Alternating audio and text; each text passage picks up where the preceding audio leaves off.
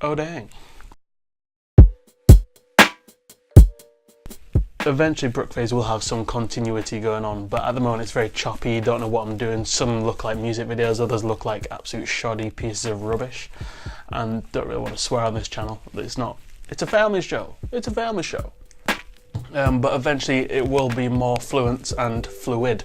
So phase 10, that's 10, that's 5, and this is another 5, so phase 10, that's going to be the roundup of the new features that are coming up, and that means you'll have something to tune into, and I'll have more videos coming in during the week, not just Sunday.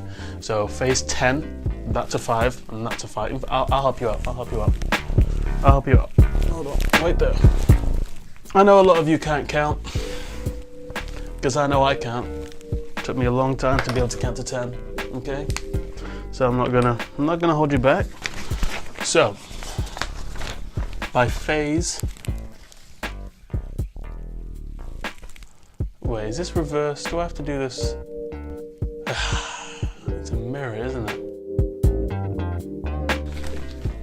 Okay, so phase 8 is explaining what happened in phase 7.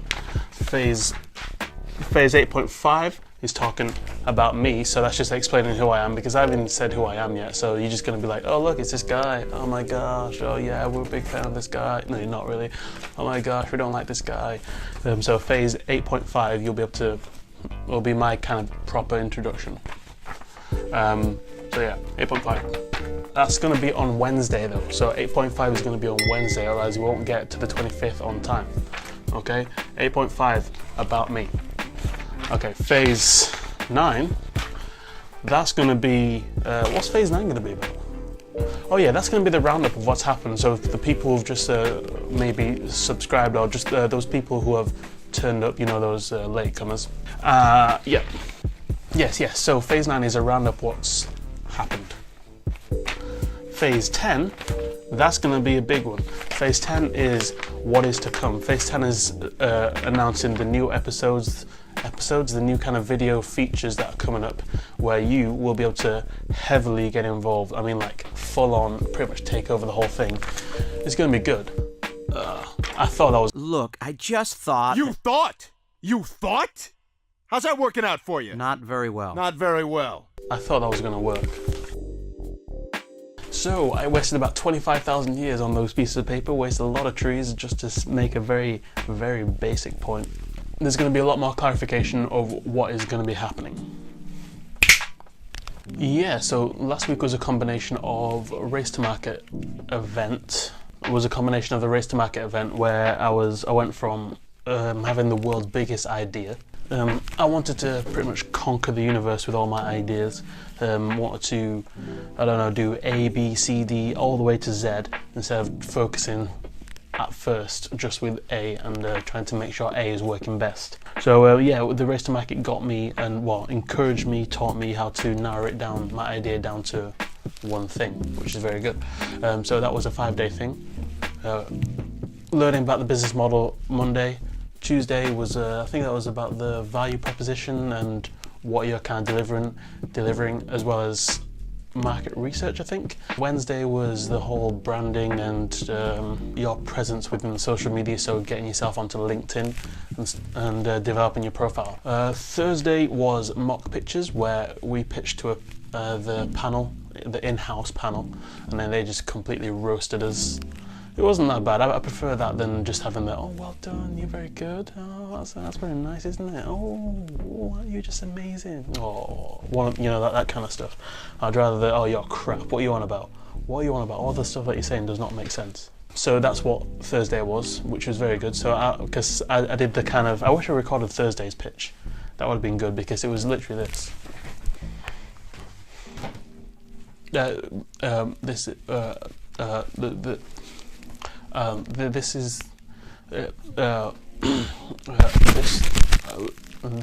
is my product that it was just that for about 20 minutes. It wasn't 20 minutes, it was 5 minutes, but you know, it felt like 20 minutes. It was more or less a shambles. It was good because it's like with sports, you get you drop all the balls during training sessions, so that means during the game time you're just on it, you're just ready to go in. So this kind of mock pitch was exactly the same as that. Got all the mistakes, all the ums and ahs, all the main ums and ahs out the way, and then by the Friday we pitched in front of the two experts. Sorry, they are experts, and then they just gave us feedback, which is very good. In fact, how many in facts do I want to do? Yeah, it was very good. Here's a video now of, I won't show you the whole thing, but I'll show you just a segment of explaining what I want for the YouTube channel, so it's kind of relevant. There you go. Do that whilst I drink my water.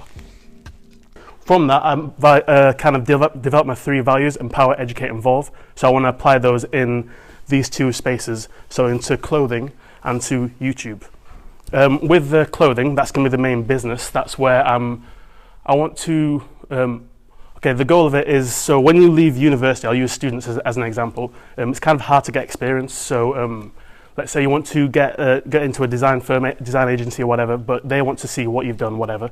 And I want to have a clothing brand where designers, illustrators, surface pattern designers, graphic designers just design prints or cuts, and then they can sell it through, well, we can run the prints, a short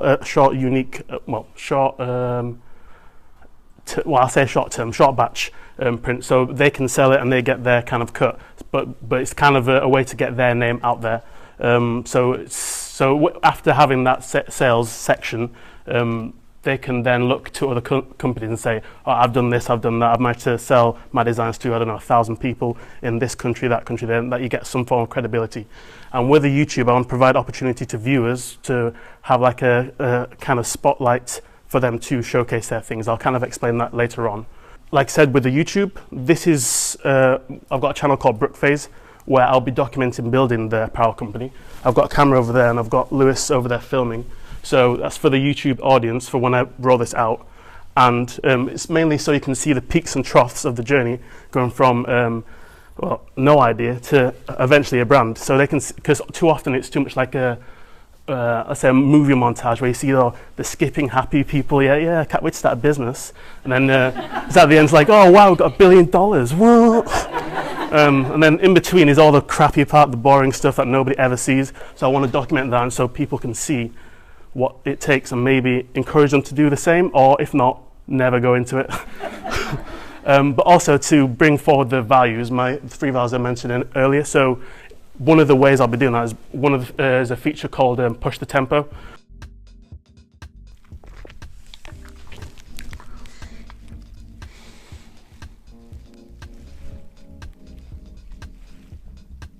Done? Yeah? Cool. For those of you who did watch Phase 7, I mentioned the fact that t-shirts will be printed by the 9th of June. Yesterday. That was yesterday. There's a calendar over there. I'm not crazy. They weren't printed, but that was a typo on my part because in the video it actually said the designs will be done by the 9th of June. And the designs were done, if not earlier, they were done earlier. They were done on the Wednesday, which is, looking at the calendar, the 7th. They were done on the 7th, which is good. Yeah, so they haven't been sent to print at all. So that's bad on my side. Well done, Al, Brooke.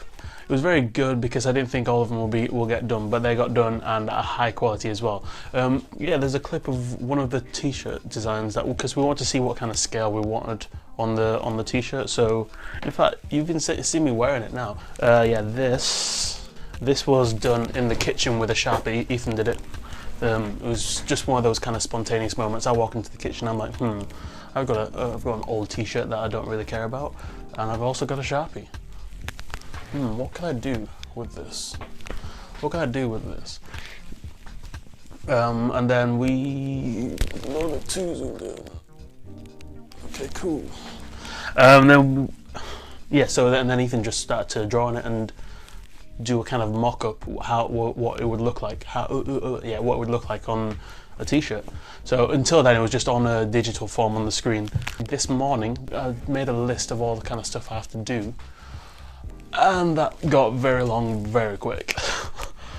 very quickly. I did not realize what I got myself into with this whole clothing thing. So scale the designs to the right size, get the t-shirts printed, find and source labels, source sewing machine, send off for the prints come to me, I guess I'm using this as a prop. So send off for the prints. Prints come to me. I store the labels in, then post it to the people that make the order. That's about right. Post, that means after order packaging, or just use some super OG materials. Start social media and start filling it with all stuff. I don't know what kind of stuff, but stuff. Trademark name and set up an account so I can do all the financial stuff. It's gonna be interesting. Well, so it is interesting. Okay, 8.5, I'll tell you what to do to get ready for phase 10 and beyond, okay? 8.5, right. No. So, phase 8.5 is gonna be talking about me and what you can do to get ready for phase 10. Okay? All right. Get out of here. Warning, because there's going to be a lot of Family Guy references. I'll help you out though. I'll just put the clips in. Don't you worry. But don't you worry. Don't worry. Okay, so if you like, I'm not going to do all this but if you like it, you know where to go. If you dislike it, you know where to go. If you want to subscribe, you know where to go. All right? You don't need me to tell you how to run your life. All right? Just do your own thing. You know how to use YouTube.